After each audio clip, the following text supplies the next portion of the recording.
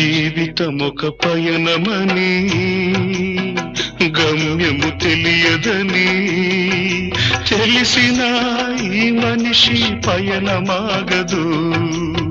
జననం ధర్మమని మరణం కర్మమని తెలిసిన జనన మరణ చక్రమాగదు.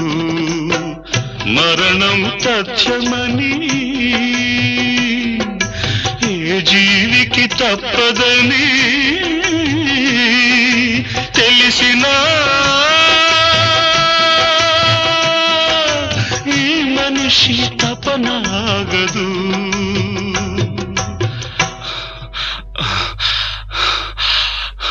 ఈ బ్రతుకు తపనాగదు. ఆగదు ఏ నిమిషము నీ కోసము.